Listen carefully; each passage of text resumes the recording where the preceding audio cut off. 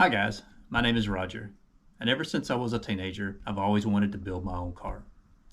I started this channel to see if an average person, like me, can design and build their own mid-engine car. If you like what you see here in my videos, please click the like button and subscribe to the channel. If you know someone who you think might be interested in my videos, please share the videos with them. I'll be adding a new video every week, and with that out of the way, let's get started with this week's video.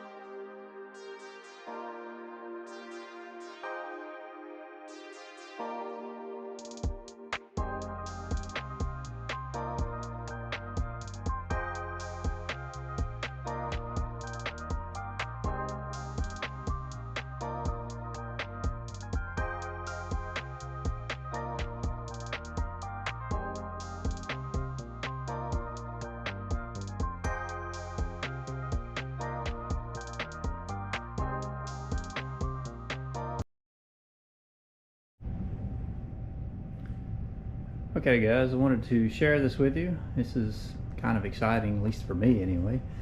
The frame is completely joined together. Front, the middle, the rear is all one piece. There are a few other little pieces to attach to this main frame, and then obviously there'll be several other components that attach. But anyway, just wanted to show you guys this.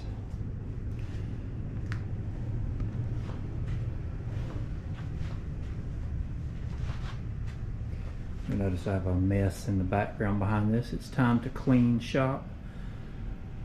Just weighed this. It's not a perfectly accurate measurement because I had to block up the rear and put a scale under the front half, and then block up the front half and put a scale under the rear. But I came up with right at 250 pounds, which is, I'm assuming, pretty close, and doesn't sound too bad. Got a lot of steel components to bolt on here though that are really heavy. For the suspension, let me show you some of these components. I had all these pieces laser cut.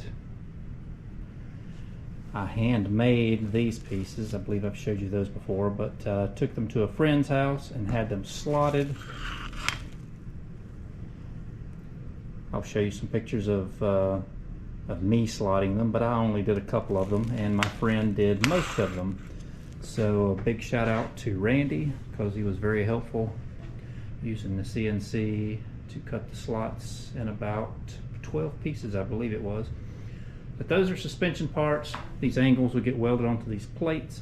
These plates will get bolted onto the frame, and that's how all the suspension components attach. Here is more of these pieces. Lots of angles.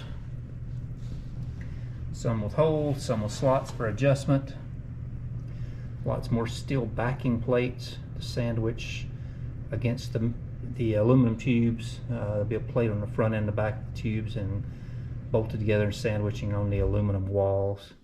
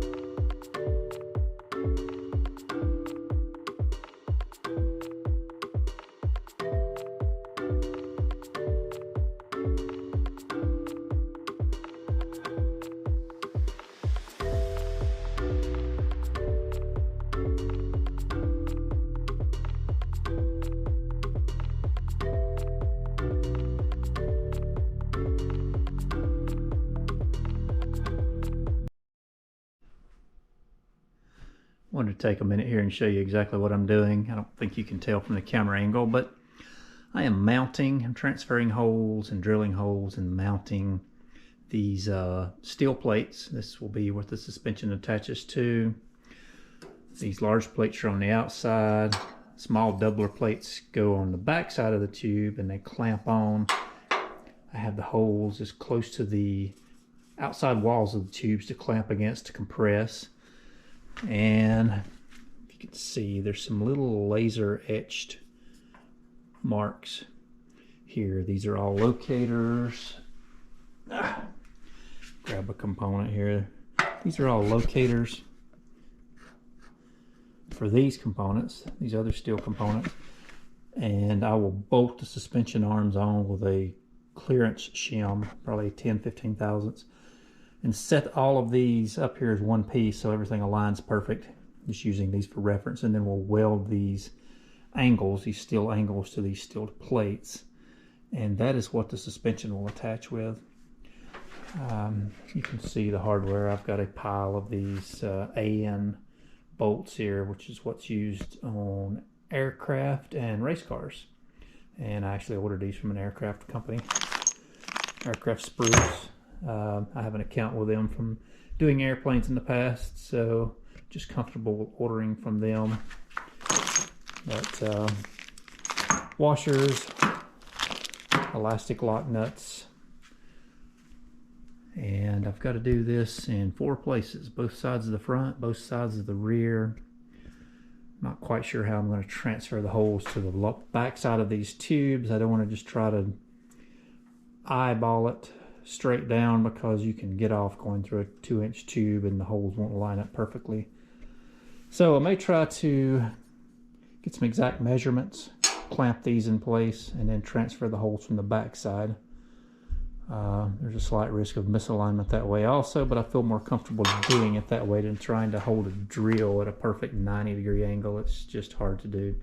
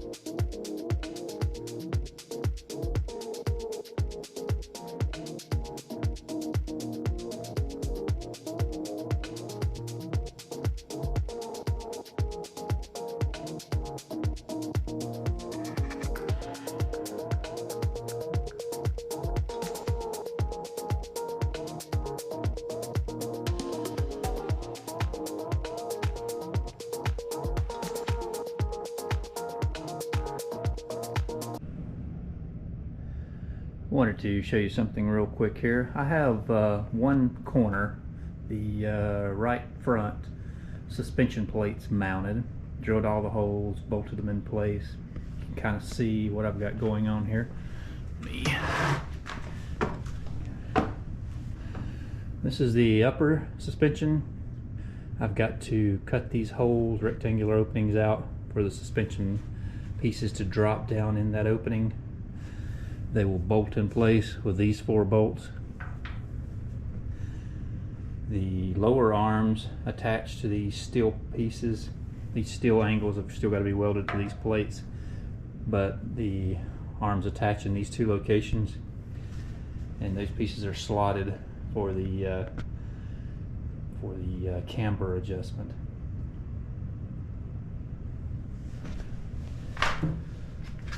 And the back side of these have doubler plates.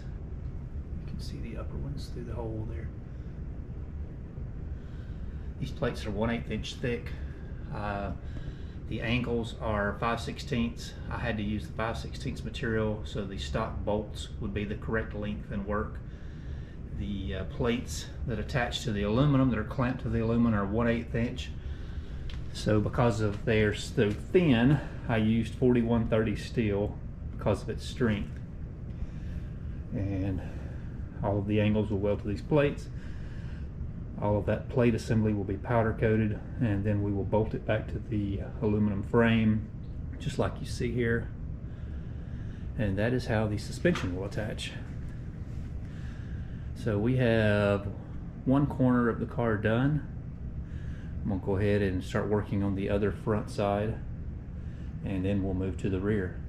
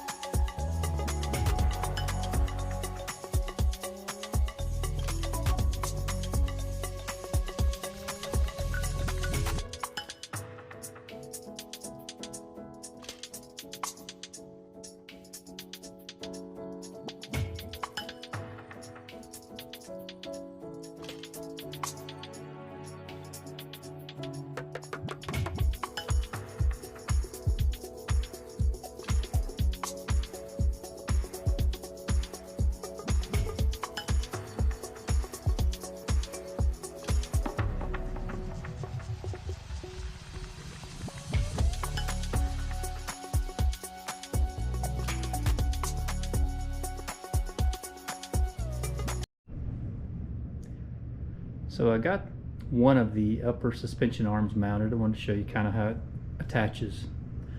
You can see I cut some holes into the aluminum tubing for upper arm to recess into. The stock Corvette C5 suspension was done the same way. There was a pocket welded into the steel tube, and here I've just cut a pocket for clearance, and everything is bolted on, and it moves freely except the rubbers are stiff. And you can see the back side here of the other side suspension where I have the doubler plates, and everything's bolted securely. I have the bolts just inside of the wall, so I'm compressing these two doublers right on the wall thickness, that 3/16 wall thickness of that tube. I believe that'll be strong enough. That is pretty secure. Keeps the entire assembly from trying to shift up and down because it's riding on the inner walls of those tubes, crushing that tube, so it should be plenty strong. I can't imagine that it won't be. Got two washers in here for a spacer. The stock suspension on a Corvette has a one thicker washer there, but same principle. So this side is done, except for I've got to clean up the hole I cut. I'll have to file and sand and clean it up a little. It's close, but needs to be just a little bit nicer. So I guess I'm going to flip this over and do the same thing to the other side. Get that upper arm mount completely finished and attached like this, and the lower